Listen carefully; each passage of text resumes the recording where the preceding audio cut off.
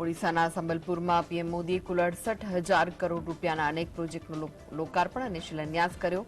Indian institute of મેનેજમેન્ટમાં 400 કરોડના સ્થાયી કેમ્પસનું ઉદઘાટન ઉપરાંત ઉર્જા, રસ્તા અને રેલવે જેવા વિવિધ ક્ષેત્રોમાં અનેક માળખાકીય પ્રોજેક્ટ્સનું પણ ઉદઘાટન કર્યું. મોદીએ વર્ષ 2021માં આઈઆઈએમ કેમ્પસનો શિલાન્યાસ કર્યો હતો. પ્રધાનમંત્રીએ પુરી સોનેપુર પુરી સાપ્તાહિક એક્સપ્રેસને પણ લીલી ઝંડી બતાવી, જે આ પ્રદેશમાં ટ્રેનની અવરજવરમાં સુધારો કરશે. આ સાથે જ પીએમ મોદીએ Jharsuguda head post office heritage building પણ રાષ્ટ્રને સમર્પિત કરી. પ્રધાનમંત્રી ઉર્જા ગંગા હેઠળ આશરે 2,450 કરોડ રૂપિયાના ખર્ચે બનેલો આ પ્રોજેક્ટ ઓડિશાને રાષ્ટ્રીય ગેસ ગ્રીડ સાથે જોડશે. આ કાર્યક્રમમાં ઓડિશાના મુખ્યમંત્રી નવીન પટનાયક, રાજ્યપાલ રઘુબીર દાસ અને કેન્દ્રીય શિક્ષણ મંત્રી ધર્મેન્દ્ર પ્રધાન પણ હાજર રહ્યા હતા.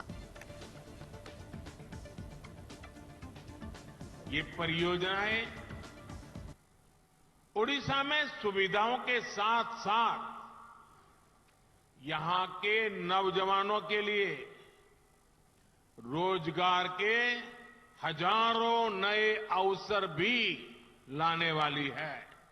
आयसर ब्रह्मपुर हो या भुवनेश्वर का इंस्टीट्यूट ऑफ केमिकल टेक्नोलॉजी, ऐसे अनेक संस्थान यहां स्थापित किए गए हैं.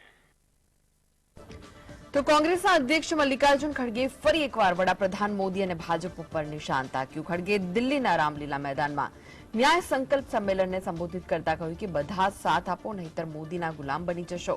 તેમણે કહ્યું કે પીએમનો નારો હતો સૌનો સાથ સૌનો વિકાસ, પરંતુ તેમણે સૌનો સત્યનાશ કરી દીધો છે.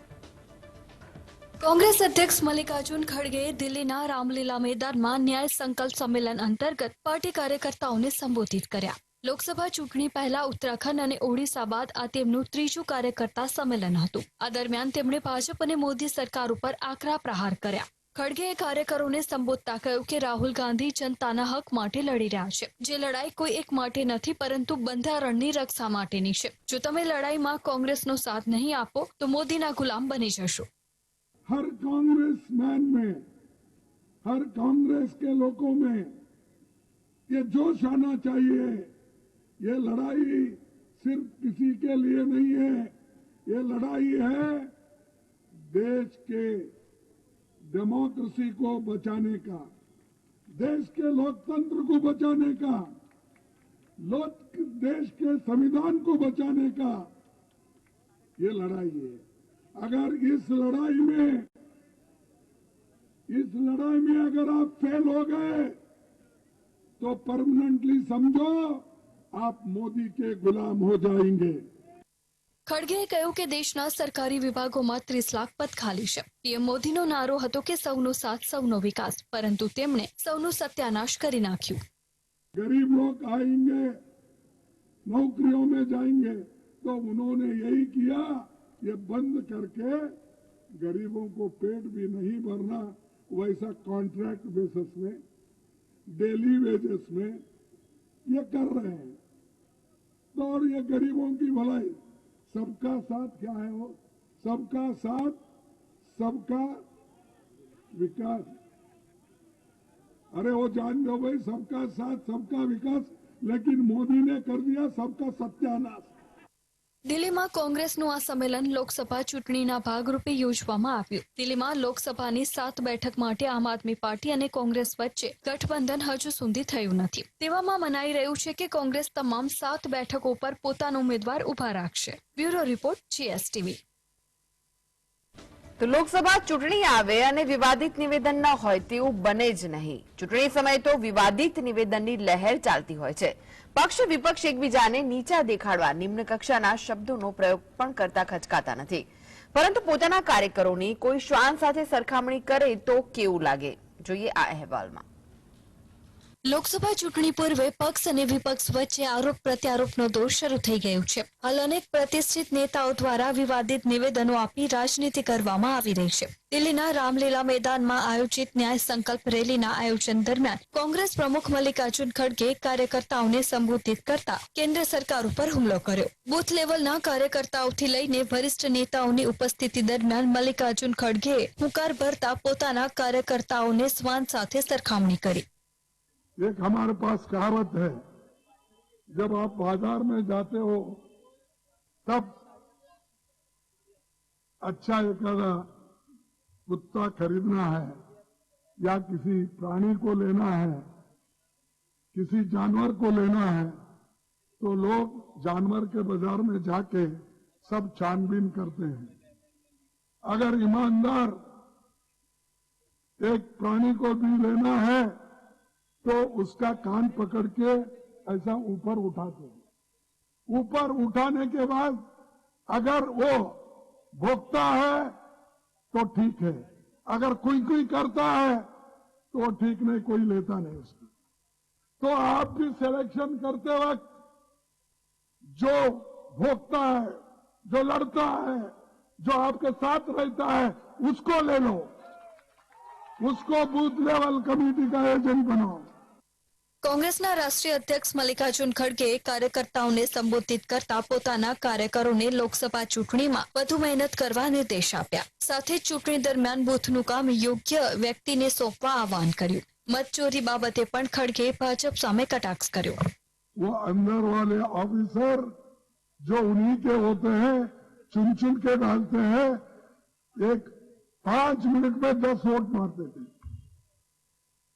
और 7 से 8 तक या 9 तक आप पहले रहते हो, जल्दी अंदर जाना चाहिए, नहीं तो उस वक्त भी अगर ऑफिसर उनका है थोड़े पहले ही सर्वे करे सो रहता है, कौन है घर में, कौन नहीं है, कौन मरा हुआ है, कौन गांव गया, उनकी लिस्ट वो बीजेपी वाले बना लेते हैं।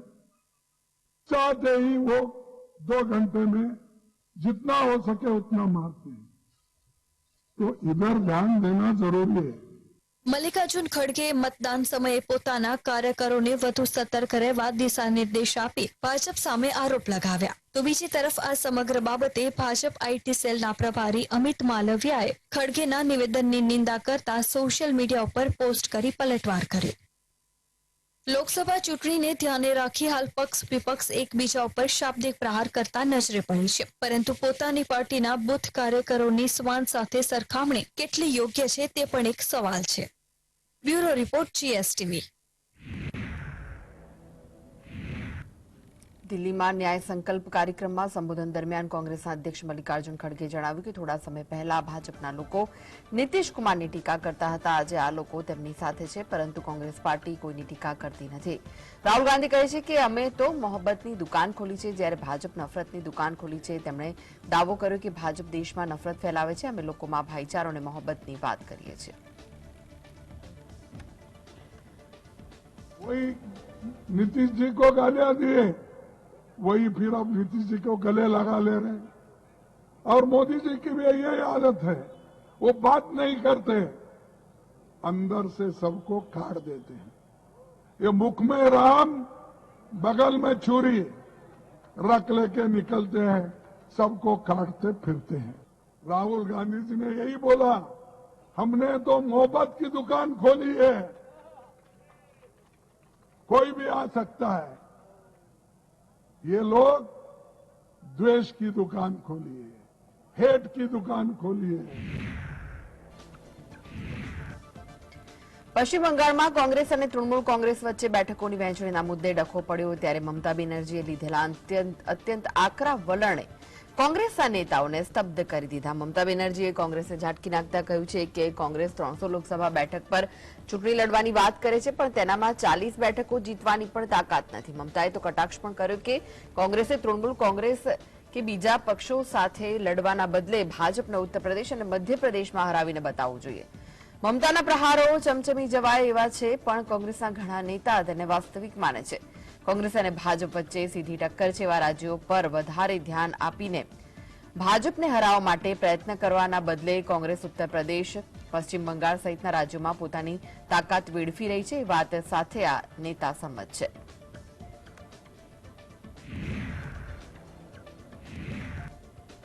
તો ગોવામાં વિધાનસભા સ્પીકરે રમેશ તાવડેકર, કલા અને સંસ્કૃતિ પ્રધાન ગોવિંદ કોડે ફંડના દુરુપયોગ કર્યાનો આક્ષેપ કરીને તપાસની માંગ કરતા સરકારની હાલત કફોડી થઈ ગઈ છે.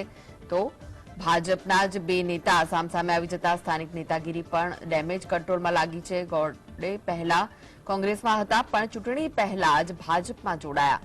તાવડેકરનો આક્ષેપ છે કે ગોડે પોતાના મત વિસ્તાર કોનાકોનમાં સ્થાનિક ક્લબો તથા સંસ્થાઓ સાંસ્કૃતિક કાર્યક્રમો યોજવા માટે નાણાંની લાગણી કરી રહ્યા છે.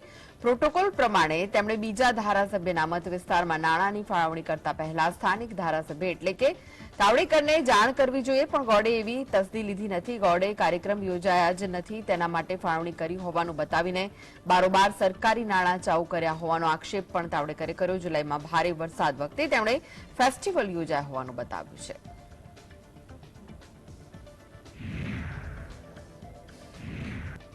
તો ભાજપના પીઢ નેતા લાલકૃષ્ણ અડવાણીને ભારત રત્ન એવોર્ડ આપવાની જાહેરાત કરવામાં આવી. પીએમ મોદી આ વિશે ટ્વીટ કરીને જાણકારી આપી. વડાપ્રધાન મોદીએ સોશિયલ મીડિયા પ્લેટફોર્મ એક્સ પર પોસ્ટ કરીને જણાવ્યું કે ભારતના વિકાસમાં તેમનું યોગદાન ખૂબ જ યાદગાર છે. જમીની સ્તર પર તેમણે સામાજિક કામગીરીની શરૂઆત કરી હતી અને ત્યાંથી તેમણે દેશના ઉપવડાપ્રધાન સુધીની જવાબદારી સ્વીકારી. પીએમ મોદીએ ટ્વીટમાં જણાવ્યું કે મને આ વાત જણાવીને ખૂબ જ ખુશી થઈ રહી છે કે લાલકૃષ્ણ અડવાણીને ભારત રત્નથી સન્માનિત કરવામાં આવશે. તેઓ અમારા સૌથી મોટા અને સન્માનિત લોકનેતા છે. તેમણે કેન્દ્રીય ગૃહમંત્રી અને સૂચના પ્રસારણ મંત્રી તરીકેની તેમની કામગીરીથી સૌને પ્રભાવિત કર્યા છે. તેમના સંસદીય હસ્તક્ષેપ હંમેશા અનુકરણીય અને સમૃદ્ધ સૂઝ ભર્યા રહ્યા છે. લાલકૃષ્ણ અડવાણીનો જન્મ 8 નવેમ્બર 1927ના રોજ થયો હતો. વર્ષ 1941માં તેઓ આરએસએસ સાથે જોડાયા હતા. વર્ષ 1970માં પહેલીવાર રાજ્યસભા સાંસદ, જ્યારે વર્ષ 1989માં લોકસભા સાંસદ તરીકે પહેલીવાર ચૂંટાયા હતા. साथियों,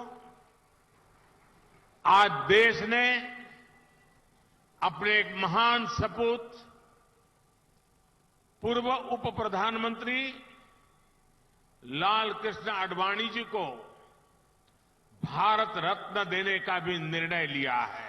इस बात का प्रतीक है कि राष्ट्र की सेवा में अपना जीवन खपाने वालों को राष्ट्र कभी भुलाता नहीं है.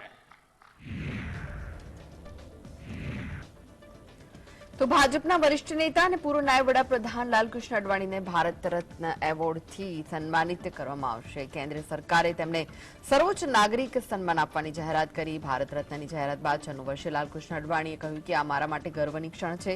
હું આ સન્માનને અત્યંત નમ્રતા અને કૃતજ્ઞતા સાથે સ્વીકારું છું. મારા માટે માત્ર એક વ્યક્તિ તરીકે નહીં, પરંતુ આદર્શો અને સિદ્ધાંતો માટે પણ સન્માન છે. આ જીવન મારું નથી, મારા રાષ્ટ્ર માટે છે. તેમણે કહ્યું કે હું આજે બે વ્યક્તિ, પંડિત દીનદયાળ ઉપાધ્યાય અને અટલ બિહારી વાજપેયીને કૃતજ્ઞતા સાથે યાદ કરું છું. આ બંને વ્યક્તિ સાથે મેં કામ કર્યું છે. તેમણે આ સન્માન માટે રાષ્ટ્રપતિ દ્રૌપદી મુર્મુ અને પીએમ મોદીનો પણ આભાર વ્યક્ત કર્યો. તેઓ તેમના પરિવારના તમામ સભ્યો અને તેમની સ્વર્ગસ્થ પત્ની કમલા પ્રત્યે ઊંડી સંવેદના વ્યક્ત કરી હતી.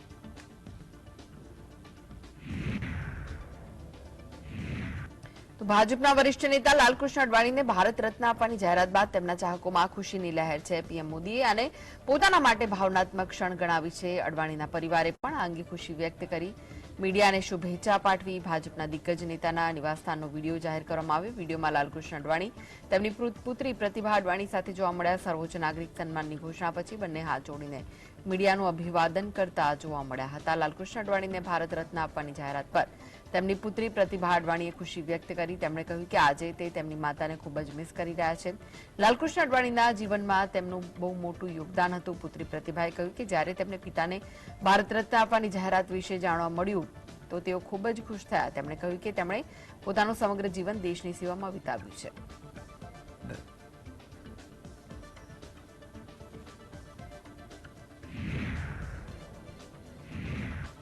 તો લાલકૃષ્ણ અડવાણીને ભારત રત્ન આપવાની જાહેરાત કરીને નરેન્દ્ર મોદીએ સૌને આશ્ચર્યમાં મૂકી દીધા. મોદી સરકારે થોડા સમય પહેલા બિહારના ભૂતપૂર્વ મુખ્યમંત્રી કર્પૂરી ઠાકુરને ભારત રત્ન આપવાની જાહેરાત કરી. એ જોતા નજીકના ભવિષ્યમાં કોઈ બીજા મહાનુભાવને ભારત રત્ન આપવાની જાહેરાત કરાશે એવી કોઈને આશા નહોતી. મોદી સરકારના શાસનકાળમાં ભારત રત્ન મેળવનારા અડવાણી ત્રીજા હિન્દુવાદી રાજકારણી છે. આ પહેલા મોદી સરકારે 2015માં અટલ બિહારી વાજપેયીને ભારત રત્નથી નવાજ્યા, જ્યારે નાનજી દેશમુખને 2019માં ભારત રત્ન આપ્યો. અડવાણીને ભારત રત્ન અપાતા ભાજપના જૂની પેઢીના નેતા ખુશ છે. અડવાણી ભાજપને મજબૂત કરવામાં અને હિન્દુવાદી વિચારધારાને પ્રબળ બનાવવામાં આપેલા યોગદાનને જોતા એ ભારત રત્નને લાયક છે એવું ભાજપના નેતા માને છે. 1980માં ભાજપની સ્થાપના થઈ પછી અડવાણી, વાજપેયી અને મુરલી મનોહર જોશીની ત્રિપુટી ભાજપની ઓળખ હતી. આ પૈકી હવે જોશી બાકી રહ્યા છે, તેથી તેમને પણ ભવિષ્યમાં સન્માન અપાશે તેવું તેમનો મત છે.